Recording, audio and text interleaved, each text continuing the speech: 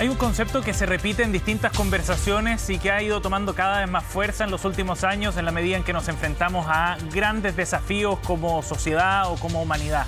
El cambio climático, por ejemplo, o la pandemia ahora más recientemente.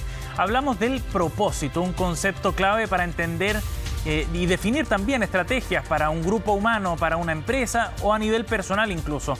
Según la RAE, el propósito es el ánimo o la intención de hacer o no hacer algo. Es un objetivo que se pretende conseguir, pero hay mucho más que analizar respecto a lo que significa esto y a las definiciones en torno a lo que es realmente un propósito para las empresas, como decíamos, o para las personas. Queremos conversar de este tema a partir de un libro recientemente publicado. Estamos en contacto a esta hora con Sharoni Rosenberg, gerente de propósito y sostenibilidad de PwC y autora del libro El propósito no era lo que yo creía. ¿Cómo estás, Sharoni? Gracias por el contacto. Hola, Sebastián. Muy bien, gracias. Gracias por conversar con nosotros sobre este tema a partir de tu libro, Sharoni, que aborda precisamente este tema. Cuéntanos en qué consiste el libro, por qué es importante en este momento hablar de lo que significa el propósito.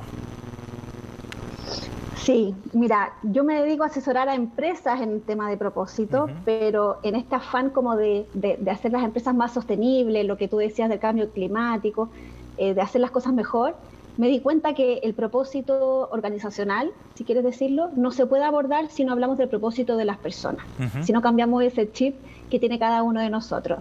Y como tú bien decías, esto parte no solamente del propósito como un objetivo de las cosas que hacemos, sino que también tiene que ver con la intención que nos mueve a hacer esas cosas.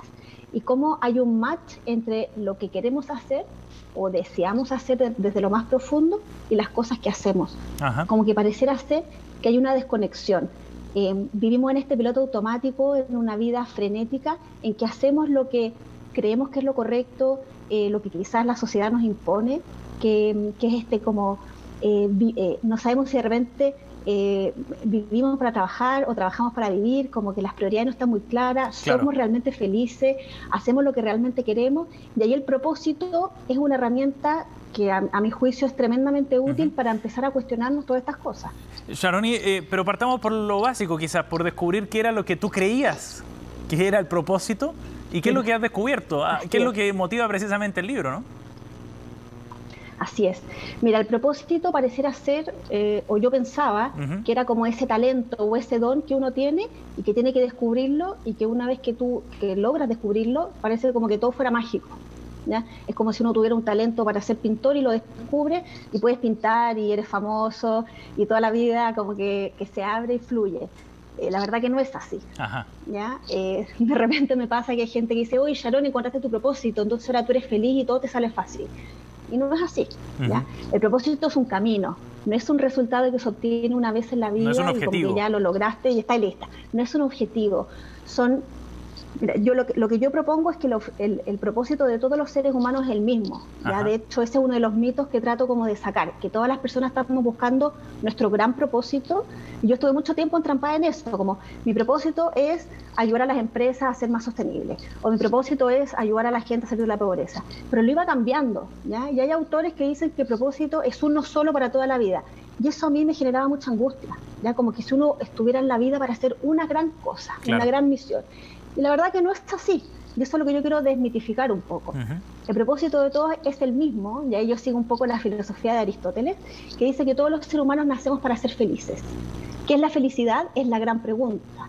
Es un tema que también abordo, y la felicidad un poco como que ha ido evolucionando el concepto y nos hemos ido entrampando una felicidad un poco más materialista de lo que yo quisiera, y trato de abordarla desde una perspectiva más balanceada, desde lo físico, desde nuestra dimensión más material, pero también espiritual. Pero y en esa dimensión espiritual... ¿Eso significa, Sharoni, que no es una pregunta que uno se haga una sola vez en la vida, para siempre, con una respuesta inequívoca entonces tampoco, ¿no? Sino que uno va buscando a lo largo de la vida distintos propósitos quizás, y en distintos planos. Así es. Entonces, como tú dices, podemos tener varios propósitos, ¿ya? O objetivos de propósito, y todos apuntan a que seamos más felices. Lo que yo trato de hacer es organizarlo por ámbitos de la vida. Entonces, tengo un propósito con mi familia, otro con mi trabajo, otro con mi vida pública, en la política, en la salud, etcétera. Y esos mismos van evolucionando en el tiempo, pero verlo desde esta manera, por eso digo que el propósito es como una filosofía de vida que nos permite organizarnos mejor, me permite ver como el panorama completo, y ahora yo estoy más resuelta y puedo organizar mi vida de mejor manera. Especialmente las mujeres, que muchas veces nos complicamos con esto. Yo estaba, por ejemplo, pucha, si mi propósito, si me gusta tanto mi trabajo, quiere decir que mi propósito de trabajo, ¿y qué pasa con mi vida familiar, claro, mis hijas? ¿No son tan importantes? Entonces, no, son propósitos distintos, no compiten. Y es interesante extrapolar esto desde una perspectiva individual y cómo cada persona, cada trabajador, cada integrante de una familia, de un grupo específico, va haciendo sus definiciones para extrapolarlo luego, Sharoni, a una lógica corporativa, por ejemplo, pensando en los desafíos que enfrentan hoy día las empresas y pensando además en el rol que se les exige hoy, que es muy distinto probablemente al que se les pedía hace 10 o 20 años atrás. ¿Cómo esto va cambiando también el rol y el propósito de una compañía? Así es, mira, en una compañía la definición es distinta, porque ahí tenemos una agrupación de personas que se reúnen para lograr un objetivo que individualmente no podrían conseguir. Y ahí, bueno, puede ser la visión de un dueño, que ahí tiene que convocar a personas que crean lo mismo que él, o un grupo de personas se junta y arma su propia empresa, ¿ya? Cualquiera sea el caso, todos tienen que estar igual de convencidos de que están luchando por ese mismo propósito, que en las empresas, a diferencia de las personas, que es ser feliz, en las empresas es resolver un problema o satisfacer una necesidad. Y ese es el gran cambio de paradigma hoy día cuando hablamos de las empresas con propósito. A diferencia de lo que hablábamos quizás hace 2 años atrás, hablábamos de que las empresas, su única responsabilidad era maximizar las utilidades para sus dueños, que era como el paradigma de Milton Friedman o MIT o de shareholder capitalism, claro, que se habla.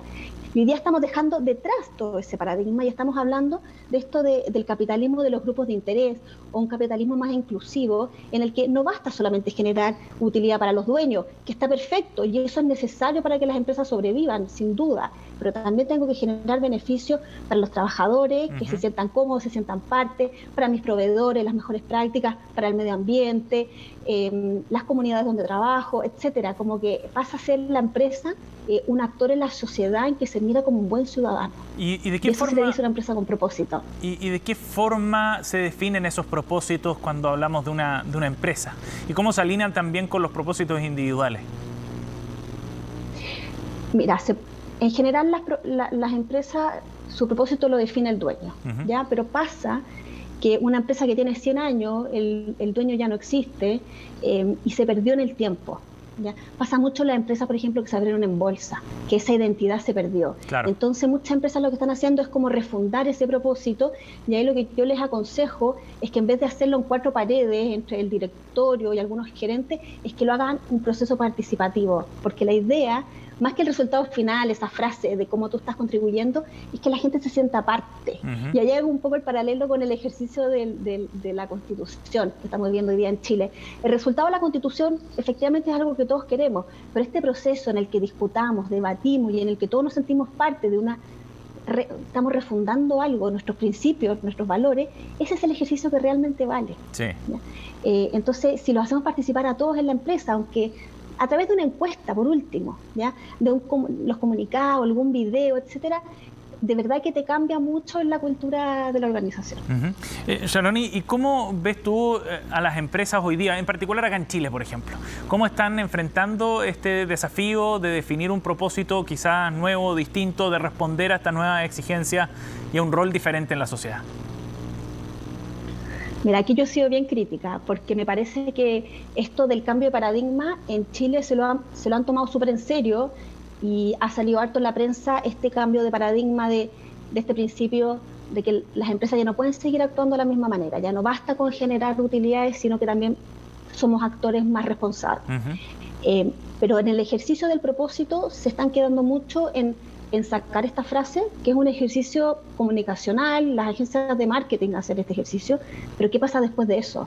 Tengo la frase, ya sé cómo contribuyo, pero ¿qué pasa después? ¿Cómo permea en mis actos de sostenibilidad? ¿Cómo permea en mi cultura, en mi liderazgo, en cómo interactúo con los otros stakeholders? Y ahí es donde nos estamos quedando cortos. Entonces, ¿cuál es mi gran miedo? que nos quedemos con esta frase, con este eslogan, en el que todos declaramos públicamente que estamos contribuyendo a la sociedad.